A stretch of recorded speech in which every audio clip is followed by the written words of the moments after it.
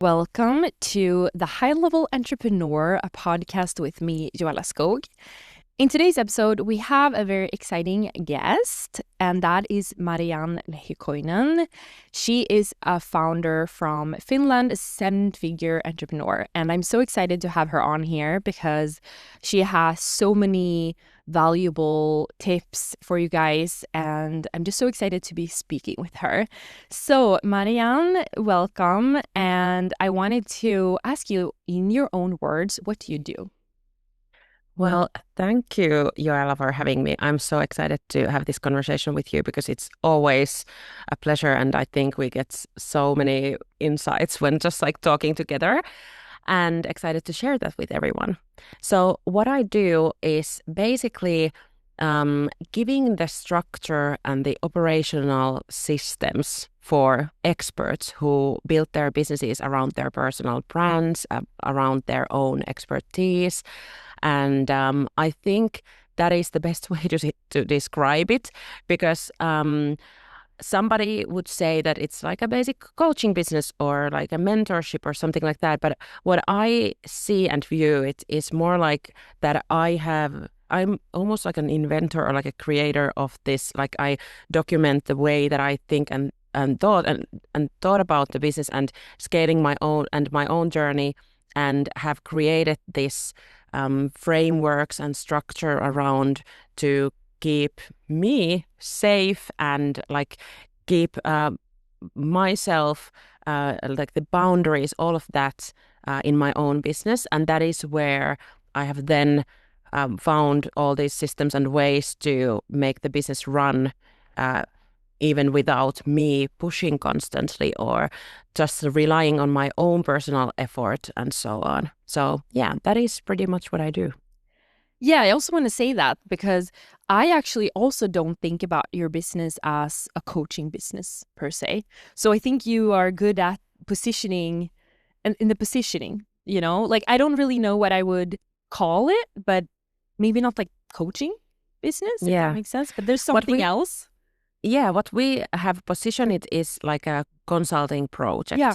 Because it is like a project that we go through together with the client. We set goals and then we start building around that. And that is what I'm obsessed. Like I just want to get better at it. And I always treat the business that I am running like my own business, like a lab, like this lab where I'm testing things and finding ways and making improvements, and then installing those things into clients' businesses that we have tested already. And I think the consulting and talking about projects instead of a program or coaching, I think it's better suited. But it's including, of course, a lot of coaching and mental mindset shifts and changes. And that is why we then have coaches in our team. So I think that is also included in there. But yeah. Yeah. I think that's interesting to think about, like the people that are listening. I think what I also often hear, because I work with a lot of consultants and coaches, and sometimes they think that their businesses are different. You are a coach, I'm a consultant. And it's so fascinating to me because I don't really see a difference in their businesses. Like you are all selling high ticket premium offers, and you just do it in different ways with different tools. Some of you do it, I do it with you, I do it for, but it's like, I don't know why we put these boxes, like, oh, it's a coaching business or it's consulting or it's an agency model. Like we don't have to put our businesses in a box like that, in my opinion. Yeah. Yeah, exactly. Yeah, and I think it's a lot of like the hybrid as well. And it is also a lot to do with the positioning, like how you position it. And I have bought expensive coaching, like one-on-one coaching for myself, but I've also paid for people to do stuff for me. So I think it's a lot to do also with the positioning, like how do you just want to position yourself and how do you view yourself, and then it can correlate to how you price and what kind of offer you have. So I think it's a lot to do with that as well. So I wanted to go back a little bit because I know a story you share a lot online, and that I think is very interesting and fascinating for people is the fact that, well, first of all, Marianne started her business like very young. You've been an entrepreneur since like, how old were you when you started your business? 20. 20 years old, and Almost now 10 you're years like ago. 30. Yeah. So, and she's super young, like seven-figure founder. I think is super inspiring. And I met you, I think, when you were like 26, and it felt like you were this experienced entrepreneur, like older than your years. And I think that like wisdom in you has always been very evident. And I think it, like, first of all, what made you feel like you wanted to go into entrepreneurship so young, and that was the path for you? Because a lot of people wait until their 40s or 50s to start a business, right? Like, what do you think made you go into it immediately? Has that always been in you, that entrepreneurial spirit? Yeah, well, I feel like it has, but I haven't just known that it's entrepreneurship, that it's my path. And even when I started my first business when I was 20, I was doing this like social media business. I think back in the day in 2016, there wasn't like it wasn't that big of a thing. So I was like this social media manager helping other small business owners to run their social media channels and so on, because it was just like back like that was the time when it was skyrocketing, like all the social media marketing and starting like the influencer collaboration stuff like that. And then those bigger influencers and those business owners who used that as a marketing tool, they needed help and support running that. And I think I didn't even know anyone before that doing the same kind of thing. So I pretty much could like create my own category and like how I work. And of course, I've learned now after that, like it wasn't my biggest passion. I think what really got me started was just the fact that I wanted to build something on my own. And it's funny because before this podcast, I just used AI to analyze and view patterns in my own journey, because I have actually now documented this, like when I then in 2019 started this current business, I have, or 2020 was pretty much when I actually started it, but 2019 I got the idea, and I have documented the whole journey. So I have so much like entries in this one Google sheet, or like this Google document, and from these past 7 years. And I just like went in and had these prompts to really see these patterns and like how I have like what is the drive there and so on. And it was so like interesting to learn that like I have changed quite a lot, that I've done social media, then I was doing like online courses, and then like a side hustle book and workshops, and then the high ticket coursing, and now I'm going more and more into like the operating system and that kind of like part. And it is pretty much been a pattern of me just seeing this future and like seeing something already that others might not have seen, like this, like okay, there is a possibility to create something like this. And then, like, I have just a really strong belief in myself in creating something like that and being like a pioneer in that type. And then just like making it happen. And it really is just like over and over happened to me. Like if I You go were back to always the end like of 20. understanding what's going to work. And I can really relate to that because that's been my career as well. So it's Yeah. like so interesting to speak with you about this, because there's some kind of like intuition, like, or understanding of what's happening, where are we moving towards, what are the Yeah. trends. And then maybe like you say, like it's not even sometimes conscious where you, okay, I understand this, and for this reason, it's almost like you look back after like, wow, I understood something without being fully conscious that I understood something here. Exactly. Yeah. And if I'm looking at like, why did I start the business? I feel like I, in that moment, felt something in me that was like that I have something that I am not currently in my current position. I was back in the day, I was a student studying my business studies and working part-time in this office. And I felt that, well, in me, there's something that is not currently being like externally like actually You're not living concretely up to your done. potential fully. Yeah, I would. Yeah, that is actually better way to say it. So I feel like I had that, and I always probably have that in me, and that is why I then do these pivots and changes and just grow as I grow. So I think that was pretty much where I was when I had started the business. And I had never even thought about entrepreneurship as like a career path before that. Because you didn't come from that background at all, like with your No. family. Like, what was your like childhood like? I mean, is it a big difference to how you're living today?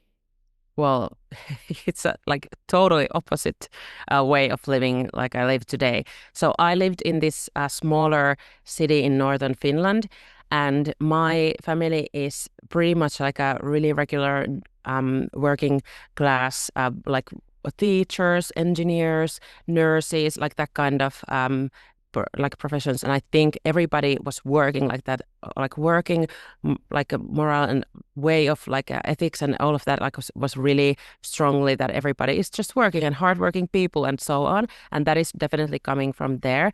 And I think that my own background, even being in this Finnish family, was still different. Like I was feeling like this outsider still because I'm from a mixed background, and of course my family is like all of them who I lived with were just 100% like Finnish background. So I think even from young age, I always felt still, even in my own circles, like this little underdog. And I feel that also now, looking back, that it has been a huge strength because I've just learned always be that different, and it's like just been so natural to me that it didn't that I currently even I am really good about being viewed differently, or like like not feeling like you fit in, because it's just been all the time the same kind of feeling.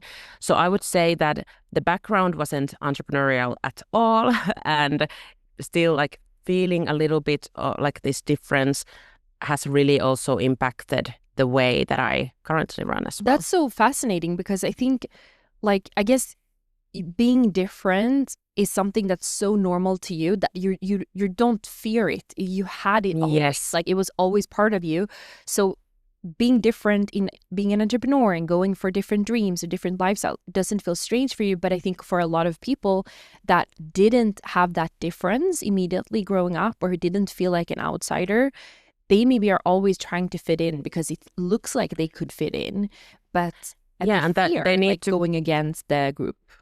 exactly, and they need to really build that resilience later on, because that is like you still need to just embrace that if you want to do things differently, and if you want to build something extraordinary or like remarkable, like then you just need like that is there's no way that you can do it by just fitting in and being liked by everyone. And I feel like I got those lessons early on, and that has why it's actually been helpful to me, I feel like.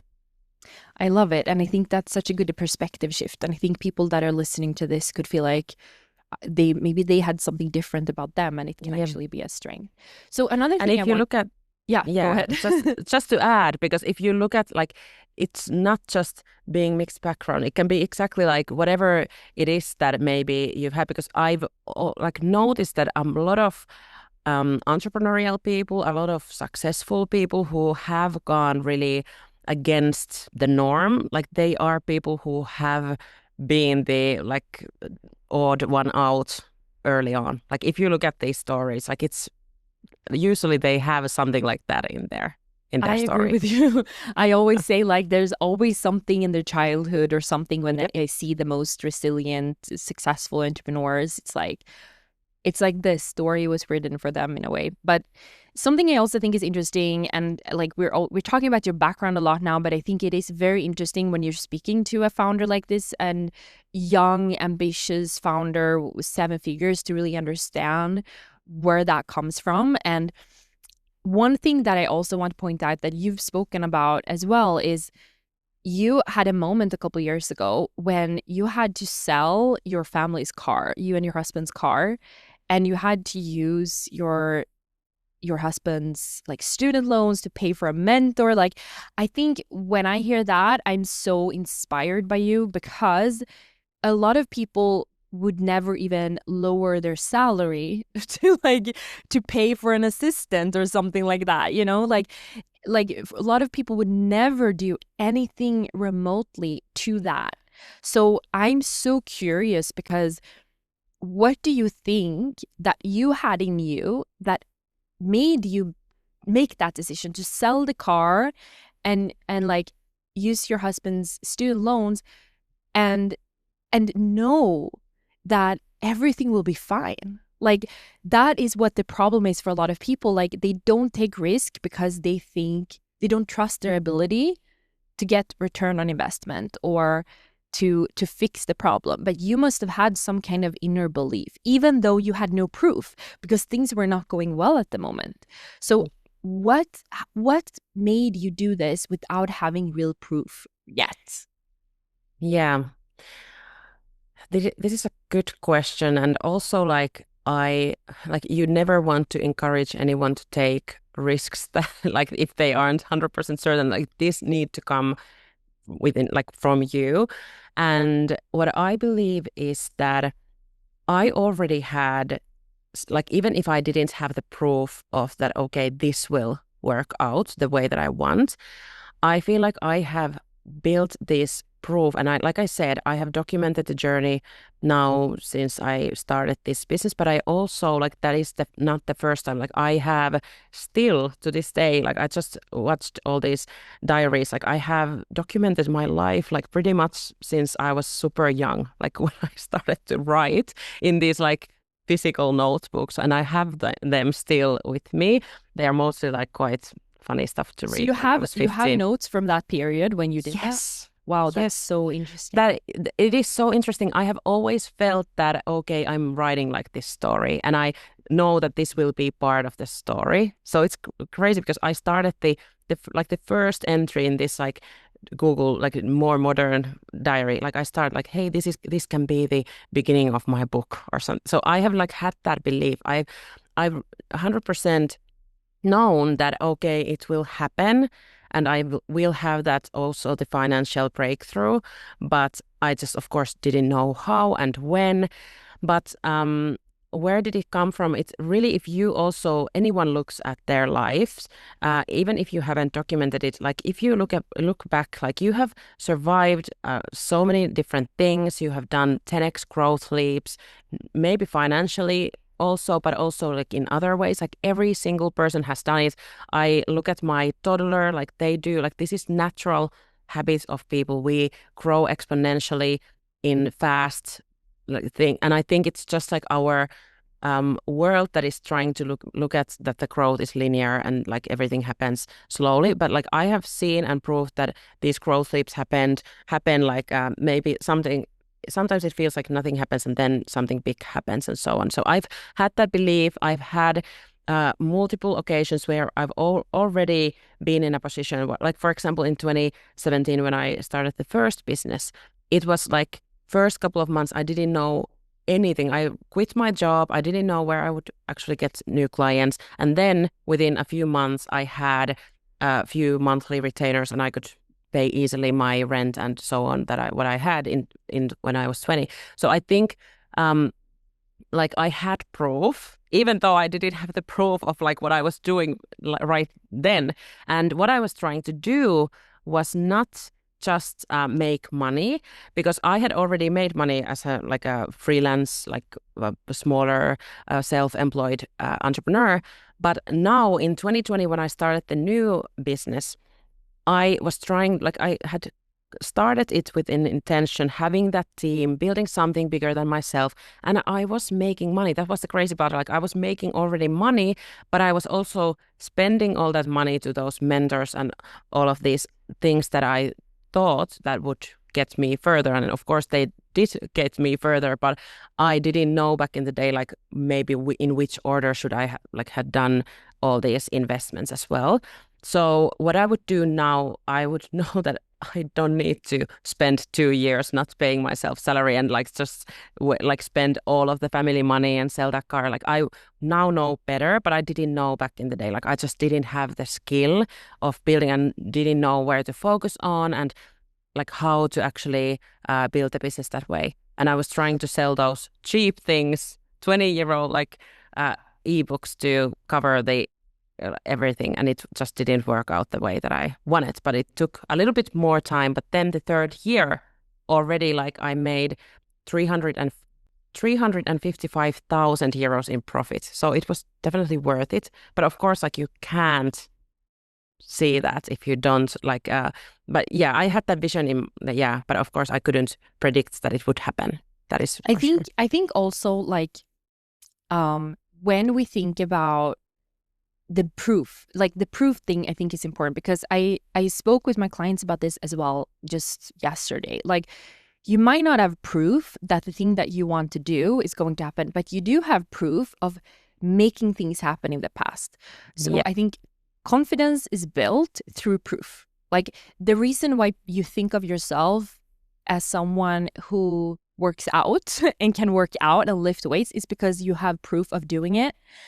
And when you haven't done it, of course, you don't have proof that you are a person who works out, or you don't have proof that you are a 7-figure founder, but you could look at, well, I actually got myself from zero to this. I actually solved this massive problem in my family. I actually solved this problem with my client, you know, whatever it is. Like, we have this proof of our capability. I think that's what you had. You had this, like, this resilience that you had built up since you were young of, Yes. I have capacity because I have succeeded in other areas of my life and overcome problems. So this is another problem that I will just have to overcome. Yeah, exactly. And it started really young. And one thing that has really affected me and my life and impacted like in a positive way as well, I did, for example, when I was 16, I was a Girl Scout, and we went on this hike in Lapland in Finland, and we were walking like 55 kilometers in all the like it was crazy. And I remember that I didn't want to go, and my mother pretty much forced me to go there. I was like, oh, I'm sick, I'm having flu, everything. But my mother like made me go there. Yes. And I was there for like 5 days, having my socks and my shoes wet for all the time, and it was like snow like to our knees. It was like a crazy thing. And back then we had phones, but it wasn't like you didn't have a connection. It was like no battery, and so it really didn't even make sense. Of course, we have had an adult with us, but just like that's really built my confidence already back then, that okay, if I can do this hard thing, like I can start a company. And now I had already done that. I had already made some money, and so I believe that whatever it is, like I can figure it out. And it's 100% certain that just look at the proof that you already have. It doesn't matter what it is, but you have some. And if you don't, then you'd start to need doing those hard things now. Yeah, I also think like you're making a very good point here, that building confidence of your capacity doesn't actually have to start with taking a big business risk. But like when you're talking about this, I remember that something that started the process for me was actually getting my driver's license when I was 27. And I was actually, and it was like I was late, right? But I was actually at the time not really mentally good, and I had insomnia. But I had a goal that I wanted to get my driver's license before my New Zealand trip, when my friend and I was gonna do a road trip. So yeah, this is like last minute. Like, I really needed that, like 1 month before I needed to get my driver's license. So I took those driving lessons in the morning before work, because this was at a time when you had to go to the office. So it was difficult to like get lessons. I didn't have any parents to practice with me. So I really had this goal. And then when I did get my driver's license, I just felt this immense pride of myself. And it started some momentum inside of me that like, if I can do this, maybe I can do another thing. Maybe I can also do that. So it like started this feeling of like, I could probably also meet new people. I could probably also maybe start a business. Like, you start to, so I think even like challenging yourself in any area, go run a marathon or something, that might actually give you confidence in business. Would you agree? Yes, I 100% agree. And I do that. Like, I love CrossFit because of that. I have these hard things weekly. Like, no. There.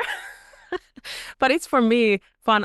I'm like, this is something that I never share with anyone, but it's like sometimes when I do a hard workout, I'm like, this is what it feels like to like build €1 million assets or like whatever, like my like be a millionaire or whatever this kind of like funny goal. And I was just like, this is how it feels like. It's just as hard, and I can do that and I can do this, and it's all like this mental game that I'm playing. And that is why I also think that the goal is never just like hitting that, like we talked about this like this week or last week with you, that it's not doing like €100,000 in a month or a million in a year, but it's actually becoming that person who can really like have those skills and the capabilities, but also the capacity to run things in that level where that outcome just easily comes to you. Because I've also been there, like in 2022 when I started to actually get some momentum and had my first breakthrough.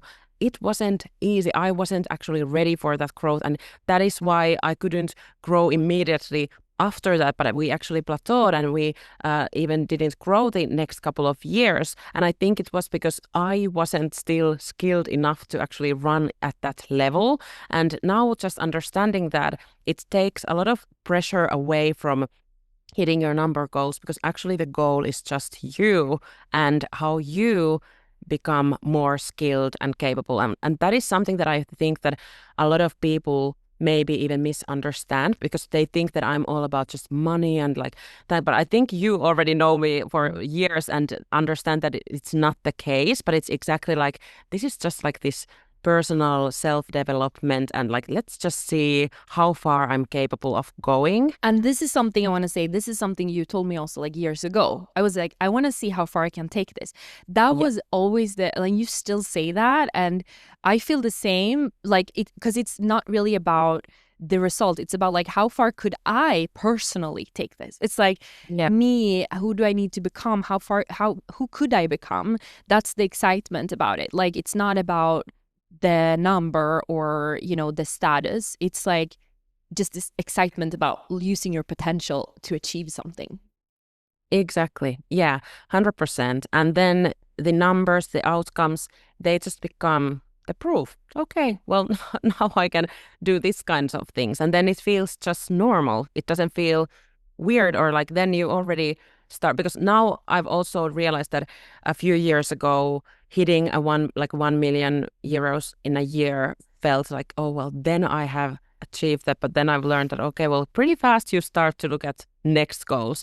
And it's also something to reflect in yourself, like when is it enough in a way, or like not just even like when is it enough, but like that you just start to being content and happy, and like start to really also grow in a way that you can feel safe and protected, and also really good and content about yourself wherever you are at. And yeah, so that is also why I pretty much feel quite the same still than when I was like paying from my husband's student loan, pretty much. Like I feel the same, even though it feels terrible to say it out loud, and it was hard, and I remember still like counting all those euros back in the day, but I also was happy with my life, and I was like excited that I have something that I can build, and I have that same excitement. So it wasn't for me like this terrible thing happening to me, because I wasn't so tied to that material. But of course, actually, like losing the car, like I don't know, it was when we were both working in day jobs, and we had this, like it was Toyota. It wasn't even like a super nice car, but still, it was like a big thing for me when I was 24, and like, oh, I have this car, we have a baby, we have a dog, so it was a big thing. But also there was this like, I know that I'm creating something bigger, and it's bigger than this car. You've always been very grounded in your vision. And I think it's also what you're talking about, like you were still happy in the back when you didn't have any money and things weren't working, you were still happy and excited about the future, and now you feel like that as well.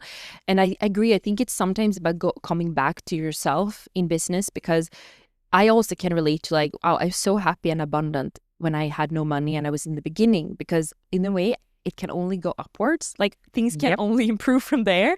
So you're like in this abundant mindset. And like, I think sometimes, do you agree that when you grow, you can lose connection to that a little bit. Like you start being so focused on doing the work, hitting the numbers. Like I've definitely had periods in my business when I've lost connection a little bit to the joy of it, and it, despite the fact that it's aligned and I love it, blah blah blah, but then it's like, why am I lose, like what have I lost here? Like there's been some, and then now I've learned that I actually just needed to go back to the same excitement kind of about the future, and just because it's fun and because it's something to work on, because you grow, and not because you're so in the everyday and like trying to reach a certain goal, sales goal. Like that's kind of when I personally have lost a little bit connection to my business. But when you focus on just like the fun and the joy and the abundance and the gratitude of like the life you're living, I feel like it's easier to get back to that. Would you agree? Have you had periods in your business when you're like,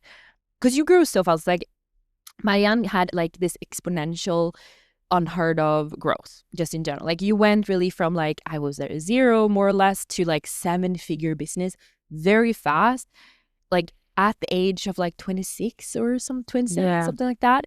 And that is amazing. You know, that's like 0.01% of people, right?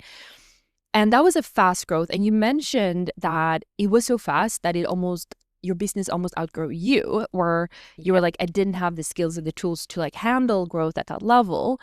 What were some of the signs that you saw when you had grown that fast that you were like, oh, wait, there's some things here that is difficult for me to manage, or problems that show up, or things I don't know what to do? Like, do you have examples of that where you could, you know, almost tell someone now who's listening to this, who wants that exponential growth, and maybe they're at 6 figures, multi 6 figures, and they're thinking of that 1 million euro per year goal? Like, what would you tell other people to like think about already now, or at least when they get there, that you didn't like keep in mind, or like mistakes you made when you grew so fast? Well, I think the biggest mistake people do when they think about growing fast, or like they want to grow exponentially, or like just finally reach the 1 million in a year level, I think that they tend to like misunderstand the feelings of anxiousness and hardships as like a sign that now you're doing something wrong. When it's actually just part of the growth. And I had these signs that I wasn't still ready to be at that level, because I wasn't sleeping well. I was feeling super anxious and I just didn't know what to do. Even though I had already even a team in place, I feel like I knew how to just like get things going, but at that time I just didn't know how to maintain, and just like, because I had been in this um quite like a different phase in business where I constantly needed to reinvent to get even some cash to the business. So I was still in that mentality where I just needed, like at some point in 2021, like a year before, I launched a new online workshop every single month.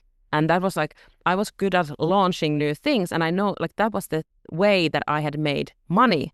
So now being really like how do I maintain this one thing and really make it like consistent without constantly coming up with something new. And because when your body is even, and your nervous system is in that phase where you're like constantly trying to like solve issues, and they're like always, then it happens that I this start survival mindset almost. Yes, that is actually a good one. Surviving, and then okay, launching something new, instead of like, it's like your nervous system was still there.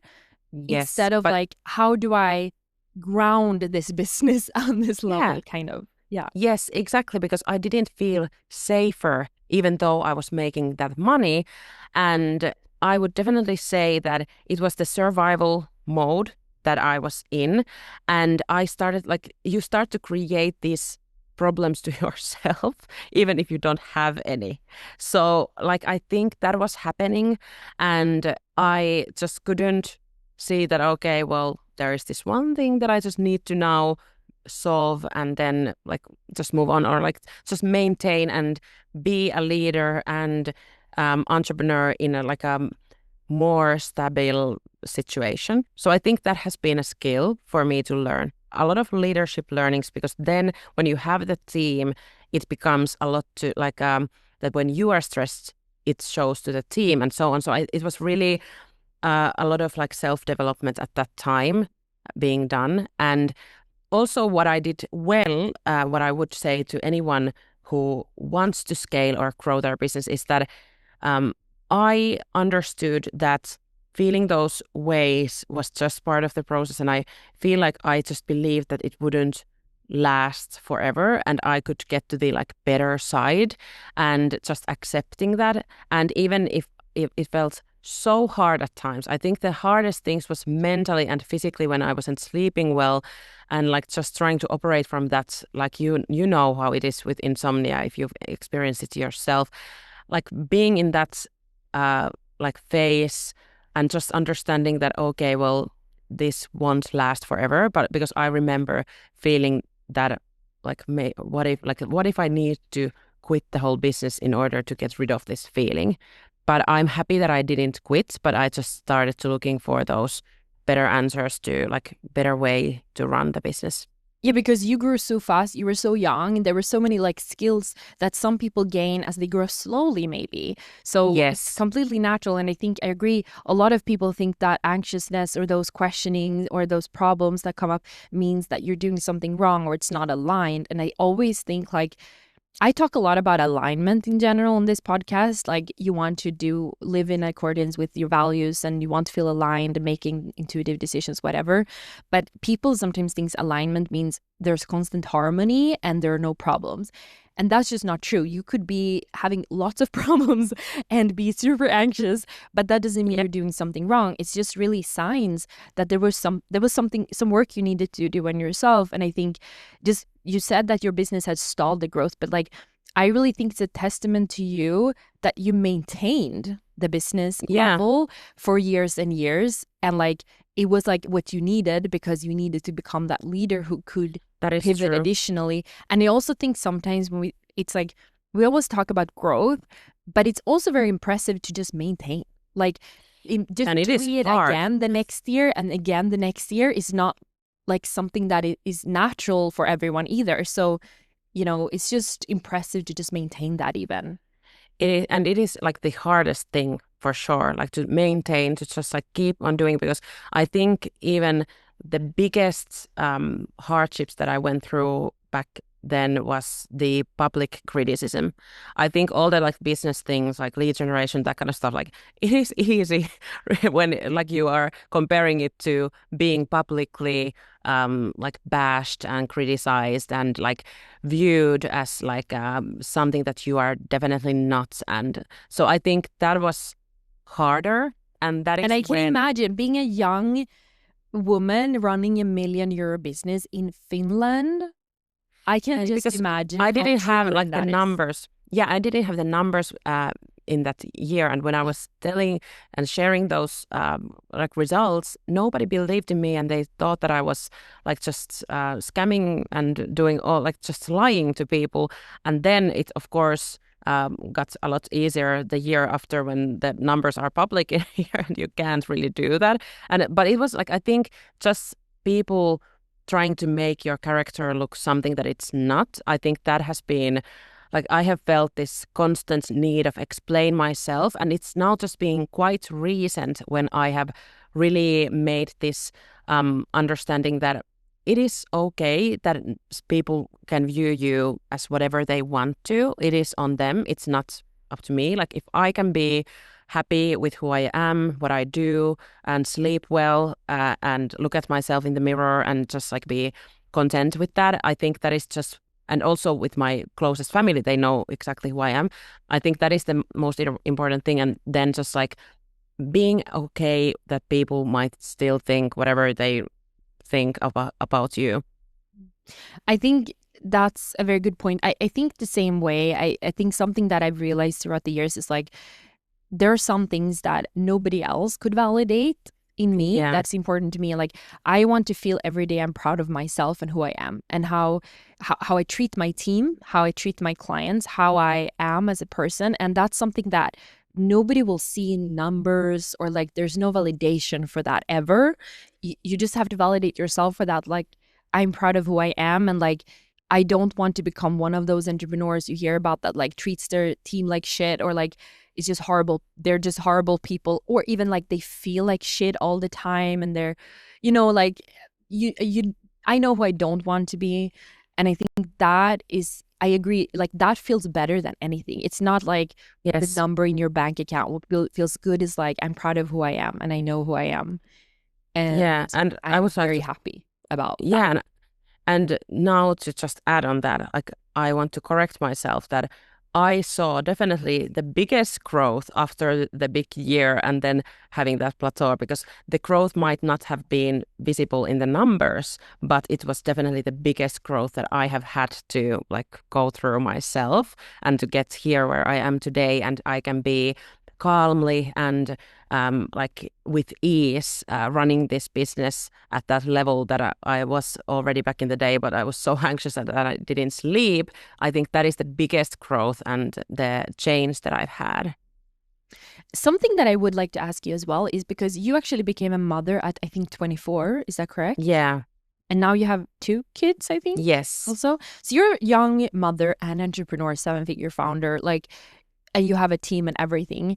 And you also have said that it changed how you wanted to live and how you wanted to run a business. And I think a lot of people think that having kids means that I wouldn't be able to run a seven-figure business, or I wouldn't be able to do that. Like, how has being a mother changed the way you make decisions and the way you live your life and run your business? This would be super fascinating to hear how you think about this. Yeah. Well, it really made me build from the beginning the current company in a way that it needs to develop and grow even without my presence. And I think that has been like one of the biggest shifts, because it just has impacted all the decisions that I'm making, the like investments that I'm making to it, and getting the help and support, and not only in the business but also at home. And I think this is also something really like what we have talked in a previous like workshop that we did together. And I think it's interesting to be able to hear this, because it's not just like, I hope that I could have learned these lessons even with the kids, but also, of course, I was quite young when I had my first baby, so I learned that already still really young, but it was because of becoming a mother. But I think we could learn these things even without having to have kids to learn these things. But really, like I have now seen even afterwards, having entrepreneur and founder friends who don't even have kids, that they have like two assistants, like personal and then a business one, executive assistant, and like things like that that you view as expenses, even though those can be your biggest leverage points and like biggest like advantages in like, because I feel like there is this mentality that at least in Finland, in the culture where I am coming from, that entrepreneurs just, they need to sacrifice everything, and their health, their family life, everything, and it's just like such a natural mode that nobody even questions it, like, oh well, why did you build that business that way?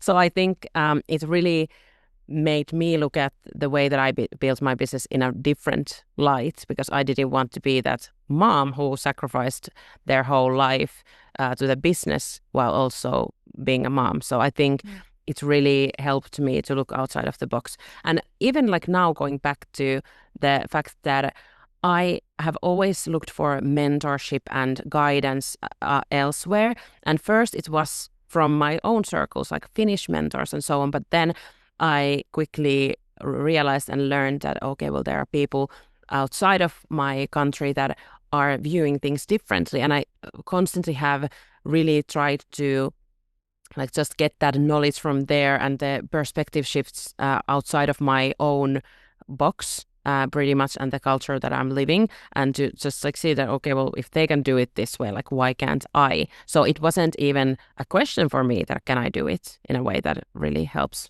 like to balance both. I think that's something interesting because sometimes we think about like hiring cleaning help and mentorship is completely different. I actually look at it as like having a team.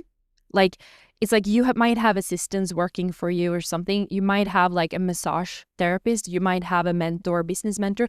I all see it as like it's support for me to have a better life, but in a way, like Yep. and grow a business. So it's like it's just basically like I have a problem.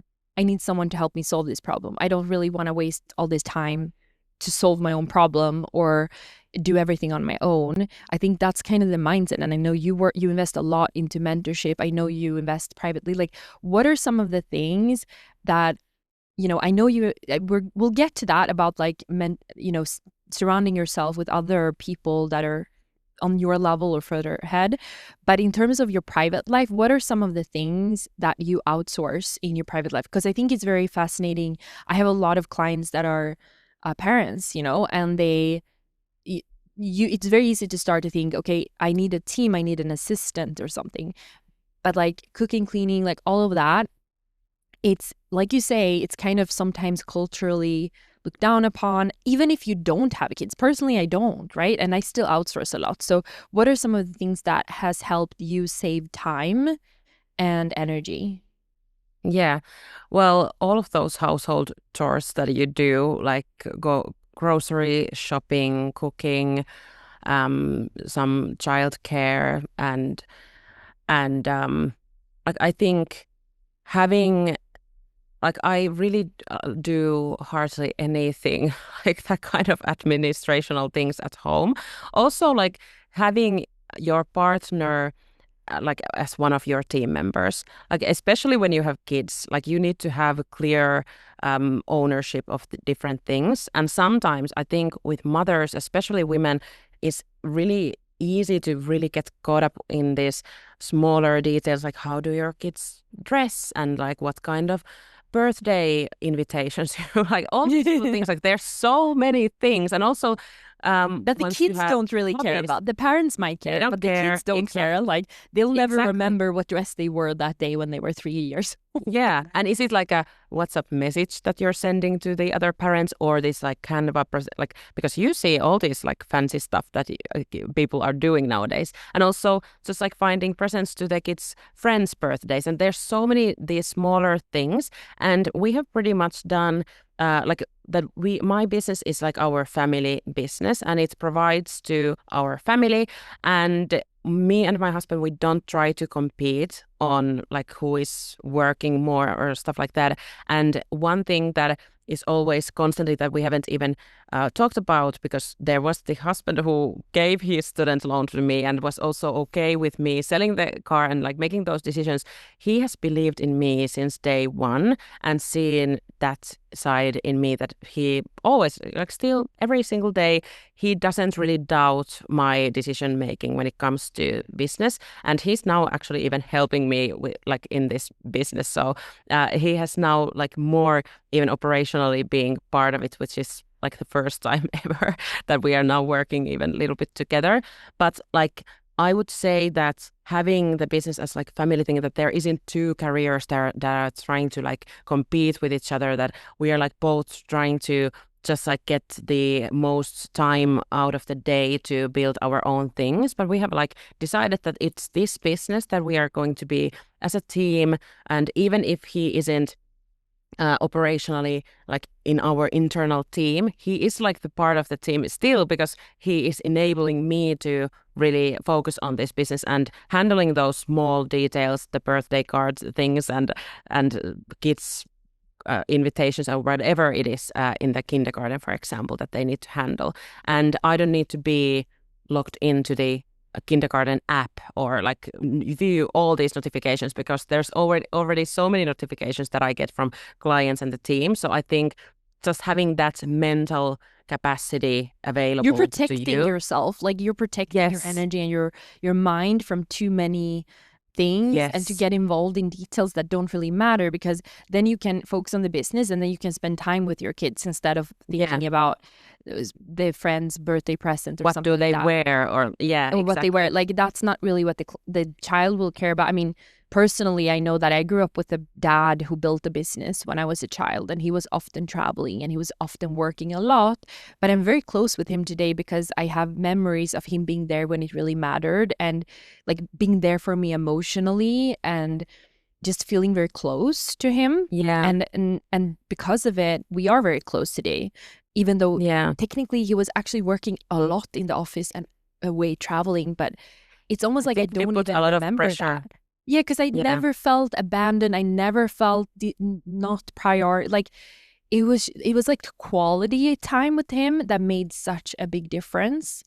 Yeah. It's not just about the frequency of always being there or doing the small things, because I actually don't. I mean, it's unfortunate. My mom always did those things, but those are not the things that I necessarily remember or appreciate as much today, because you kind of end up taking it for granted a little bit. Exactly. Well, that is how it is. Yeah. And Yeah. because it's also what every child, like, they deserve to have the safe environment and all those things handled. And like, I think it is exactly that. And just being quite gracious with yourself that may, like, because of course there's a lot of guilt, but I have tried to really get myself out of it, because it's also the pressure coming from outside. And even if your kids are okay and they don't even care like about those things, like as you mentioned, but it's always also like you need to really think, is this something that is put outside pressure on you, and you're doing this for the other parent, for example, or are you actually doing this for your child or what you want to do?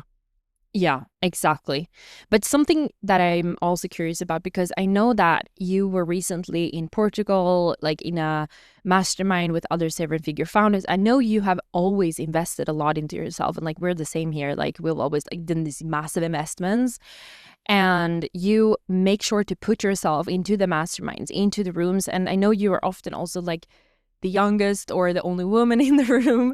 And I'm so curious, like, what do you learn? What are some of the things that you've learned in these rooms? Because I know a lot of people that are listening to this, they might be at six figures in their business. Some might be at multi six figures, but like there's not a lot of people that get to seven figures. And you get to be in those rooms with seven-figure entrepreneurs and maybe even eight-figure entrepreneurs. And you've had a lot of those mentors as well. Do you want to share with me what are some things that you've learned that, like, especially you need to know if you're at six figures right now and you want to grow to seven figures, that you think that these people that are at six figures don't understand this yet, or they're not doing this yet, but seven-figure founders do get it and they are doing it? What are some of those things? This is such a good question, because I think there's a lot of things. And I feel like, I don't know if you've had this too, but like the world gets like clearer, and you get like this clarity on like what is actually true and what is not. Because I see that a lot of entrepreneurs in there, like, well, let's say even under six figures or like just hitting that, I think what they see and value as like important and priorities is really different from somebody who is running already seven figure like business. And these might be this like because you can't really control everything ever, like and when you are trying to control everything, that is when you stay small, and you start to, or you need to start letting go of things and also control to be able to beyond that. And I feel like letting go of things instead of just adding is the thing. Like what is in your plate, like what is it that you're selling, like if do you have like 10 different offers and you're trying to sell them all alone and you don't even have a team, like I already can say that you can't like say that you are doing that really well if you have like 10 different things, and or you are consuming all your time and you're not making even as much as you would like. So I think it's a lot to do with understanding what actually matters and what is the moving the needle thing. And when I started to look at business as like, okay, well, what is the one thing that will matter the most, and then just like really eliminating or delegating all the rest. It is a lot to do with that, I would say. Yeah, and I would also say, like, I think a lot of entrepreneurs are in control, are very much in control, and they have difficulty letting go of anything and delegating. But another thing is like what they're focusing on are things like the copy of today's Instagram post and rewriting it a couple of times, or like trying to design things perfectly in Canva, or like rewriting their sales page 1,000 times, or like you said, launching a lot of different offers instead of doubling down on one.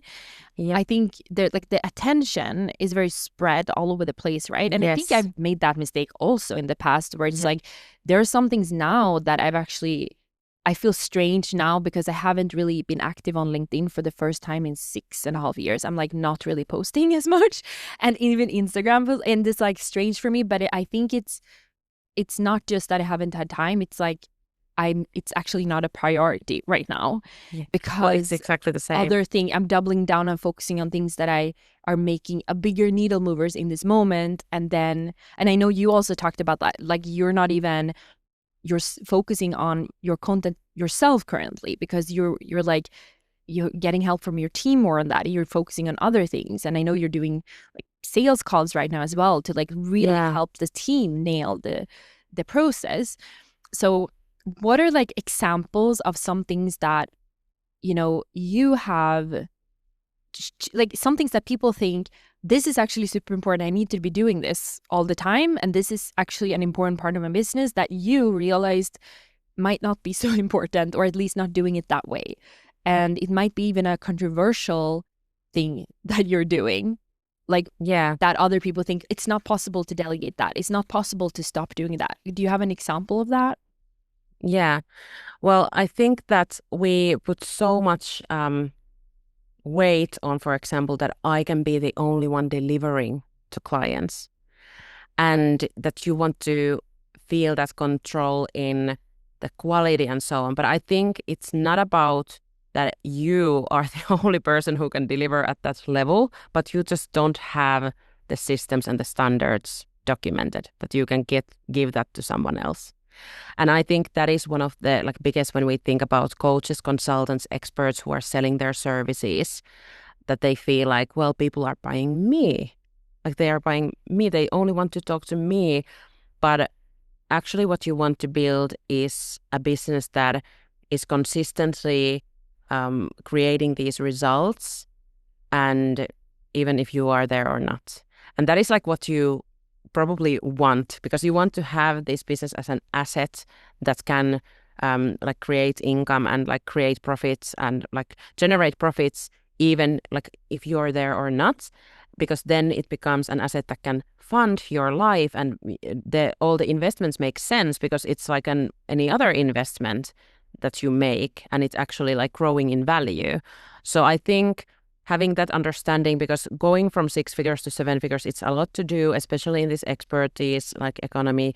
It's a lot to do with like you are selling your time, your own effort and your hours, to going to actually having systems in place that are running the business. So I think it really comes down to that. And one thing that I want to say, that what was the biggest moving like needle mover for me, and what's really enabled me the big growth leap, was to raise the price. Like it was so like this is something that I was just having a dinner with my entrepreneur friends yesterday, and we were talking about this topic, because it's just like I know how hard it can be, even for those who have been doing what they do for so long, and they have such strong credibility, experience, all of that, but they still feel that they can't raise the price and feel confident about it. And I really would say that it is also probably a lot to do with how you maybe value your own time and like yourself, in a way that I think it's like this is the biggest like self-development that you need to do, because you need to really like go through this even shame and all of that, like by asking for that like 10 times bigger or whatever times bigger what you're currently asking, to like, why am I worthy of this? Like, who am I to ask this amount from this, when I know that there are other people who are asking so much less? Yeah, but I mean, something that I really, because I had a client who pitched a 6-figure offer, and that's something that, you know, years ago she wouldn't be doing that, but like because the mindset was not there. But and then I asked her, like, why do you think that you were able to put that price on that offer? Like, what made you feel like you could charge that? And what she said was like, well, it wasn't really about me, you know. It wasn't like Yeah. about my, because if you put 6 figures on an offer and you think that's my value, that's like, you always have to think of yourself in like monetary value, instead of being like, well, what is the value for these clients? Like, what kind of results will they create as a result of this investment? And I think, don't you agree also, like, you should be thinking that way. And if you don't feel like it is valuable for the client, usually it's like either the offer is not good enough, it's actually not highly valuable for the client, or you haven't done enough research to understand the value for the client. Like, you don't know what kind of real importance this has for the client and what kind of change it might make in their life or their business. Would you agree? Yeah, I definitely agree. And I also know and believe that the pricing is exactly like, it's not about you, but this is like the thought pattern that you Yeah, you typically start to go to. become, Yeah, it becomes because you emotional. think Yeah. that it is you and your hours, but it's exactly that you need to really like look at it out, like even like outsider, like what is the value of this? And there's also a lot of other things that are like that really matter when it comes to pricing, like the positioning and the story and the status, like all of those things that are related to that price. Like, why is somebody asking, like Apple is asking 10 times more from their phone than maybe somebody who has similar, or I don't know if this is a good example, but there are always like these premium options and cheaper ones, even though the actual outcome or the product is pretty much the same. So there are also all these different things that are really like what really impacts the pricing and matter there. But I would say that like you need to do that self work to be able to say it out loud, because you think that it is that they are now saying also no to you when they are saying no to your pricing or your offer, when they are actually saying no to your offer. And it's exactly what you said. The offer is probably not too, like strong enough, and like you still need to work on that and the value and understand what is the actual value, because then also those clients who know the value of your service, like they are skeptical if you're pricing it too low. Like people don't always just decide on the lowest price either. No, I think so. I mean, personally, and I think you're also this person, like, we are probably people that are actively looking for premium offers to invest in, Yes, high quality, high exactly. level VIP offers. So there are people actively looking for those things. And I think we're going to start wrapping up now. So first, I just want to say that, like, I could be speaking with you for so long, but I am so excited because Marianne will actually join me in Copenhagen on September 3rd, because we're doing a private workshop with my Industry Leader Lounge clients. So if you are someone who is joining or is part of Industry Leader Lounge, or will join us in the next round, because we have a wait list right now and we will open Industry Leader Lounge in August again, you will be able to join us in Copenhagen to talk more with Marianne and get her help on this scaling and becoming a leader of a scalable business, which I'm so excited about doing this with you. And I also wanted to say, like, you are currently focusing more on helping founders scale with a team and systems, which I love, because I feel like that's just not really in the market that much. Like, we don't see a lot of people talking about that. So I'm very curious, like, what is the vision for your business now? Like, you got to 7 figures, you grew your leadership, you maintained, you improved the team, like, you've really refined a lot of things in your business. What is your vision now? My vision right now, I have a couple of different ones. I have the business one and my like own personal vision. And I would start with the personal one because it has stayed the same. And I think that my business is just a vehicle to get there. And my vision has been for the longest time to just become impactful business leader, like a thought leader, like a business world's Oprah, I would say. That is like what I'm aiming at, and it's just like what I want. There like is also like of course a lot of reasons why I want to impact in this way, but like just I love being a role model. I love sharing my journey, like the hardships but also the successes. And yeah, so I just want to do that in a bigger scale. And I enjoy conversations, like talking to in front of audience. I just had my 30th birthday party, and the biggest like best thing there was that I performed. I sang in front of all the guests, and I think that this is like the worst nightmare for so many people. But I enjoyed like that the most, like just having the band and singing and performing, because my childhood dream was to become a pop star. So maybe this is just me, just like fulfilling Are that. you a Leo by any chance? No, You're I'm so Taurus.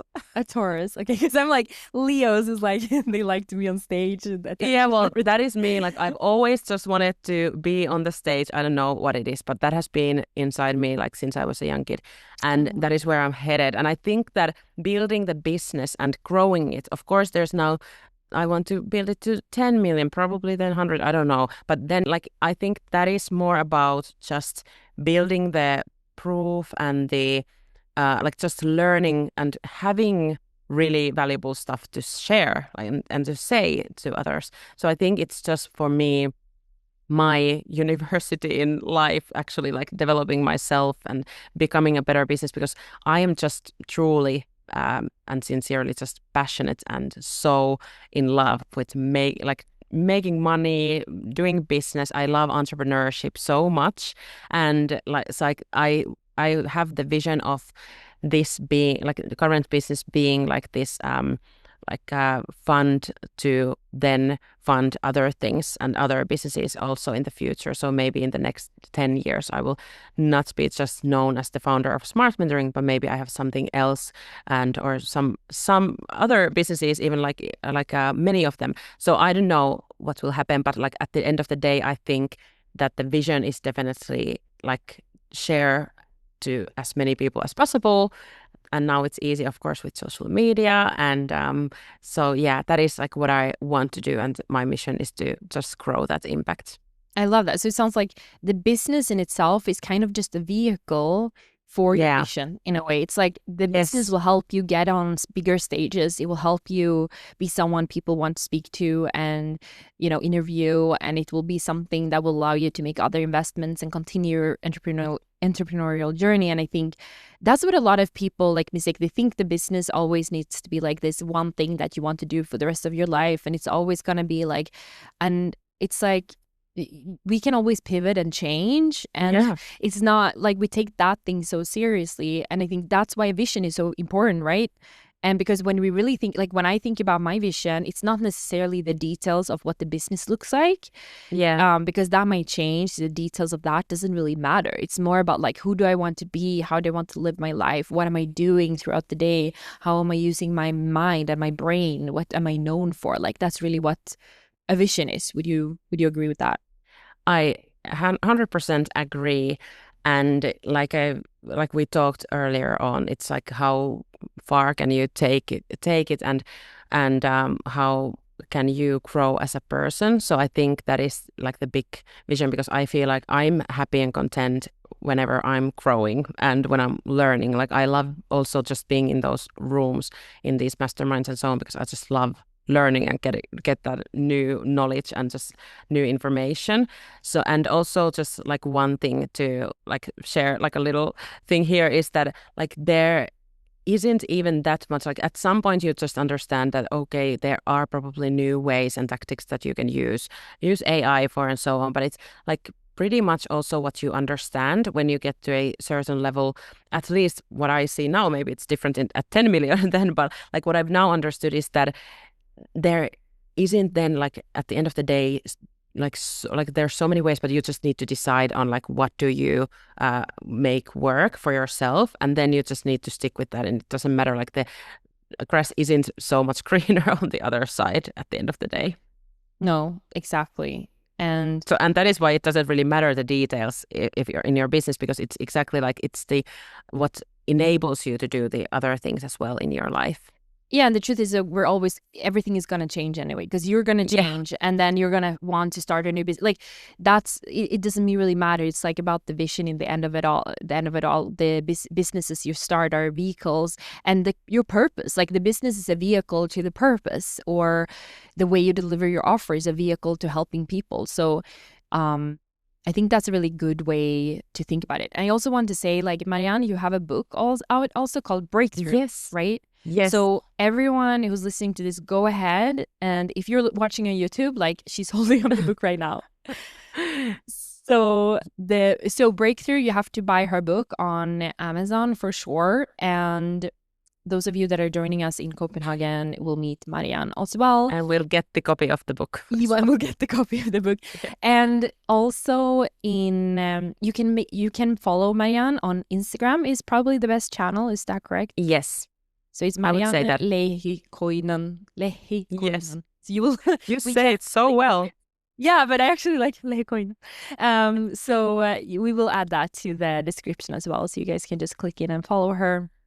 Marianne, thank you so much for this interview. It's always so interesting to speak with you. And I think I love just like highlighting people like you that have created these incredible results. And I think it's important to learn. And I think it's important to show that you can be a mother, you can be young, you can feel different and grow a 7-figure business. And I think that's just so inspiring. And also do it not for the money, not just for the outcome, but do it because you have a vision, because you want to push yourself, because you want to grow as a person, because you want to learn. In the end, I feel like that's really what it's about. I mean, that's what I feel like is the meaning of life, is like expanding, right? Yes, exactly. I'm 100% there with you. And yeah, I just wish everybody who listened it to this far, like really like the courage to also make those bets and changes, take those risks, because that is what it takes. So yeah, good luck. Thank you so much for joining us. And I also want to say, I think by the time this podcast episode is out, we have a training that's actually happening live in just a few weeks. So I'm going to be adding that to the description as well. So make sure you sign up to my training about how to become the 1% industry leader that signs 20K clients, because this training was super successful last time and we're doing it again. So sign up to my training as well. Thank you so much, Marianne, for joining us today, and I will talk to you soon.